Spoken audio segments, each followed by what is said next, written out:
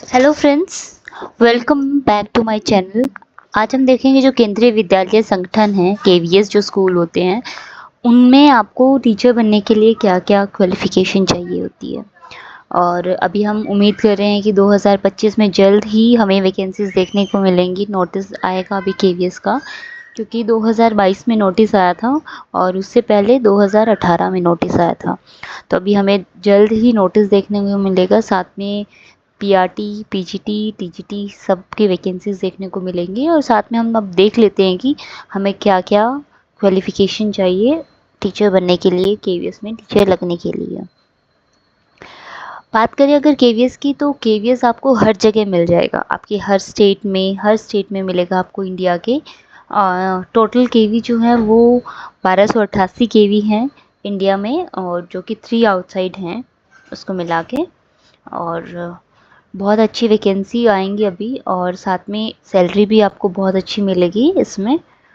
So let's see कि PRT जो होता है हमारा, यानी कि primary teacher, first to fifth class, eligibility जो है चाहिए होती है वो आपको 12th चाहिए होती है। आप 12th पास हो, उसके बाद आपने डीएलएड किया हो, और उसके बाद आपने सीटेट लेवल 1 जो पेपर 1 होता है सीटेट का वो क्लियर किया हो। यही आपके लिए आपकी क्वालिफ़िकेशन होती है, आपको क्वालिफ़िकेशन चाहिए। सेकंड जो है, अगर आप टीजीटी टीचर बनना चाहते हो, यानी कि आप 6 टू 10th क्लास के टीचर बनना चाहते हो, यानी कि ट्रेन ग्रेजुएट टीचर। यहाँ पे आपको ट्रेन ग्रेजुएट टीचर क्यों बोला है, क्योंकि आपको यहाँ पे ग्रेजुएशन चाहिए होती है आपको, और उसके बाद आपको आपकी बीएड चाहिए होती है किसी पर्टिकुलर सब्जेक्ट में आपको। ठीक है, जैसे आपने इंग्लिश सब्जेक्ट से किया है तो आप बीएड, आप अगर आपके पास बीएड में इंग्लिश लिया है तो आप इंग्लिश के लिए अप्लाई कर सकते हो, टीजीटी इंग्लिश के लिए जा सकते हो, या फिर सोशल साइंस के लिए जा सकते हो। ठीक है, और आपको इसमें क्या चाहिए, बैचलर डिग्री होनी चाहिए आपकी, बीए, बीकॉम, बीएससी जो भी आपने किया है, साथ में बीएड होना चाहिए, और साथ में सीटेट लेवल पेपर जो होता है वो 2 क्लियर होना चाहिए। सीटेट के 2 लेवल होते हैं, आप सभी को पता ही होगा कि सीटेट लेवल 1 जो होता है हमारा पीआरटी के लिए होना चाहिए, लेवल 2 जो है वो हमारा टीजीटी के लिए होना चाहिए।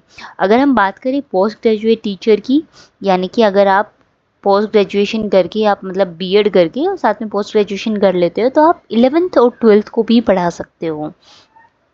यहाँ पे हमारी एलिजिबिलिटी देख लीजिए, यहाँ पे मास्टर्स डिग्री होनी चाहिए, साथ में बीएड होना चाहिए। अगर हम यहाँ पे पूरा डिटेल में देखें कि पीआरटी टीचर के लिए हमें क्या क्या क्वालिफ़िकेशन चाहिए, यहाँ पे हमारी सीनियर सेकेंडरी होनी चाहिए, और जैसे कि 12th यहाँ पे होनी चाहिए एटलीस्ट 50% मार्क्स के साथ आपकी होनी चाहिए, साथ में 2 ईयर डिप्लोमा इन एजुकेशन। ठीक है, एजुकेशन में, एलिमेंट्री एजुकेशन में होना चाहिए, डीएलएड होना चाहिए आपका। हर स्टेट में इसको अलग अलग नाम से जाना जाता है। यहाँ पे जैसे हमारे हरियाणा में हम बोल देते हैं कि जेबीटी किया होना चाहिए, है ना, तो हम मोस्टली जेबीटी नाम से जानते हैं। वैसे ही यूपी में डीएलएड वगैरह हर एक जगह पे अलग अलग नाम से इसको जाना जाता है। तो वही है, आपने कि प्राइम एलिमेंट्री कोर्स किया है, होना आपका एलिमेंट्री कोर्स होना चाहिए। ठीक है, प्राइमरी लेवल पे फ्रॉम रिकॉग्नाइज्ड यूनिवर्सिटी और बोर्ड से होना चाहिए। सेकेंड केस है, अगर आपने ये नहीं किया, आपके पास डीएलएड नहीं है, तो आपके पास क्या हो सकती है, बीएलएड हो सकती है। आपने 12th किया है, 50% मार्क्स से किया है, ठीक है, और फिर आपने क्या किया, बीएलएड किया।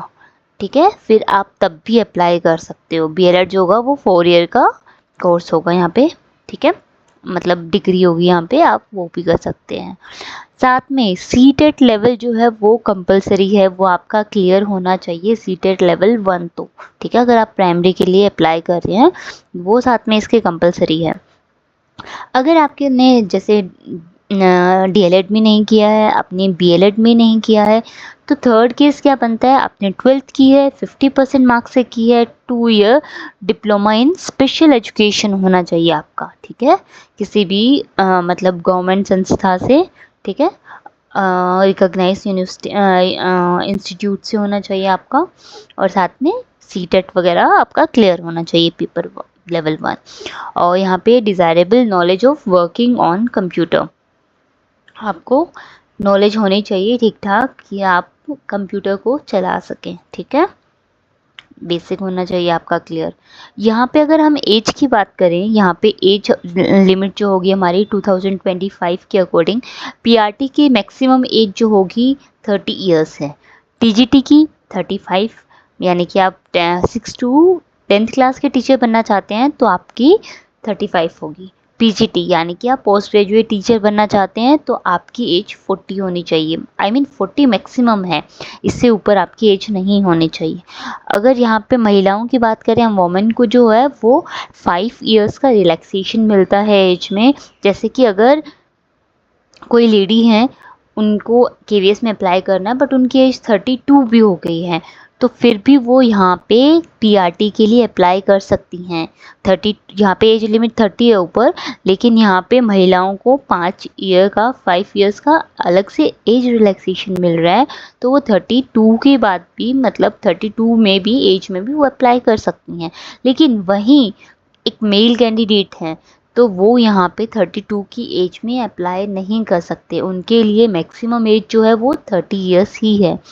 एम्प्लॉयज़ ऑफ केवी, अगर जो केवी में अभी काम कर रहे हैं उनको 5 इयर्स का एज रिलैक्सेशन मिलेगा। और ओबीसी के लिए, अदर बैकवर्ड क्लास के लिए यहाँ पे हमारे 3 इयर्स का एज रिलैक्सेशन है। और एससी और एसटी के लिए भी हमारा यहाँ पे 5 ईयर का एज रिलैक्सेशन है। नेक्स्ट देखते हैं हम केवीएस में पीआरटी जो है एग्ज़ाम का पैटर्न क्या होगा। हम यहाँ पे इस वीडियो में मेनली जो है वो भी पहले पीआरटी का देख रहे हैं, उसके बाद हम आगे मूव करेंगे। टोटल मार्क्स जो होते हैं कितने, 180 मार्क्स का आता है, ठीक है। 180 ही क्वेश्चन होते हैं और 180 ही मिनट आपको दिए जाते हैं, यानी कि एक क्वेश्चन 1 मार्क्स का, और यहाँ पे कोई भी नेगेटिव मार्किंग नहीं होती। कंप्यूटर बेस्ड टेस्ट होता है, और यहाँ पे जैसे कंप्यूटर बेस्ड जहाँ पे टेस्ट होता है वो नॉर्मली शिफ्टों में होता है, कैंडिडेट ज़्यादा हो जाते हैं, कंप्यूटर्स इतने मिलते नहीं हैं, तो वहाँ पे शिफ्ट में अलॉट कर देते हैं, ठीक है। तो वहाँ पे नॉर्मलाइजेशन के चांसेस बहुत ज़्यादा होते हैं कि आपको नॉर्मलाइजेशन वहाँ पे आपको देखने को मिलता ही मिलता है, ठीक है। और यहाँ पे हम अभी एग्ज़ाम का देख लिया हमने, 180 क्वेश्चन आएंगे, 180 मार्क्स के ही होंगे और 180 मिनट ही होगा, यानी कि 3 घंटे आपको यहाँ पे मिलेंगे पेपर को, और नेगेटिव मार्किंग नहीं है, ठीक है। और यहाँ पे हम देख लेते हैं, यहाँ पे 4 लेवल होंगे। जब आप एग्ज़ाम दोगे तो यहाँ पे आपको 4 लेवल देखने को मिलेंगे, जो मतलब पार्ट्स देखने को मिलेंगे, पार्ट 1, पार्ट 2, पार्ट 3 और पार्ट 4, ठीक है। पार्ट 1 में जो होगा वो आपको लैंग्वेज देखने को मिलेगी, 20 मार्क्स की लैंग्वेज होगी यहाँ पे, मतलब इंग्लिश और हिंदी होगी आपकी, 10 मार्क्स ईच, ठीक है। हिंदी 10 और इंग्लिश भी 10 मार्क्स की आएगी। पार्ट 2 में हमें 20 मार्क्स का देखने को मिलेगा ये भी, और यहाँ पे हमारी क्या होगी, जीए होगी, जनरल अवेयरनेस, साथ में करंट अफेयर्स 10 मार्क्स के, और यहाँ पे रीजनिंग एबिलिटी जो होगी हमारी वो 5 मार्क्स की, एंड कंप्यूटर लिटरेसी वो भी हमारी 5 मार्क्स की होगी। और पार्ट 3 में जो कि है, जस्ट ए मिनट, पार्ट 3 जो है वो हमारा 60 मार्क्स का होगा। यहाँ पे हमारे क्या होता है, सबसे फेवरेट सब्जेक्ट हमारा सभी का जो भी टीचिंग में है वो होगा सीडीपी, है ना, और साइकोलॉजी आएगी यहाँ पे, ठीक है, prospectives on education and leadership जो कि 60 मार्क्स की होगी।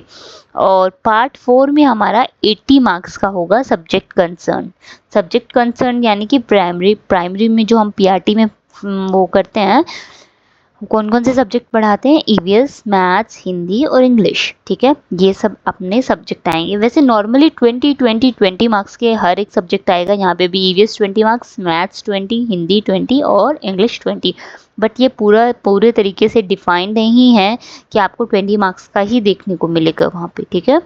बट यहाँ पे अप्रॉक्स इतना होगा, 20 मार्क्स का होगा। और स्पेशली आप एनसीईआरटी से करके जाना, जैसे ईवीएस वगैरह है, तो आपको बहुत फ़ायदा मिलेगा। नेक्स्ट हम देख लेते हैं कि जो रिटन एग्ज़ाम है प्लस इंटरव्यू, आपका क्या होता है। केवीएस में सबसे पहले आप फॉर्म फिल करते हैं, उसके बाद आपका जो कंप्यूटर बेस्ड टेस्ट होता है और उसके बाद इंटरव्यू होता है। आपको ये 2 ही पड़ाव पार करने होते हैं। और जैसे रिटन एग्ज़ाम जो आपका हो गया 70%, और इंटरव्यू के मार्क्स लगते हैं वो 30% आपके हो जाते हैं। और यहाँ पे जो होते हैं आपसे डेमो टीचिंग भी करवा के देखते हैं, जो इंटरव्यू के अंदर ही आ जाती है आपके, ठीक है।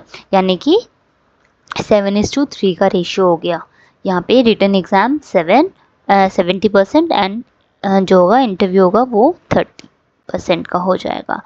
अगर हम बात करें कि लास्ट टाइम जो हमारी वैकेंसीज निकली थी 2023 की, वैसे 2022 में थी वो वैकेंसीज, पर 23 में रिज़ल्ट अनाउंस हुआ था। तो यहाँ पे पीआरटी की जो थी वो जो कट ऑफ गई थी वो यूआर की अनरिजर्व यानी कि जनरल कैटेगरी की 135 पे जो लिस्ट हुई थी वो गई थी, ओबीसी की 127, एससी की 121 एंड एसटी की 103, ओएच की 118 और वीएच की 110। यहाँ पे पॉइंट्स में है, आप देख लीजिएगा। और ये जो थी इतने पे लिस्ट गई थी, और इस बार हम उम्मीद, हर साल यही होता है कि आपकी लास्ट टाइम कम पे थी, तो इतना कंपटीशन बढ़ता जा रहा है कि आपका हर साल जो है वो लिस्ट जो है वो ऊपर ही जाती है, नीचे जाने की उम्मीद हमें नहीं होती है। ठीक है, तो आप उसके अकॉर्डिंग अपनी प्रिपरेशन करके चलिएगा। और यहाँ पे हमने सिर्फ पीआरटी देखा है। अगर आप चाहते हो कि मैं मतलब टीजीटी और पीजीटी के लिए भी अच्छे से एक्सप्लेन करूँ और साथ में कॉमर्स स्टूडेंट्स के लिए भी, so please comment below the video कि आपको और वीडियो चाहिए, और like and subscribe my channel and share the video. Thank you so much.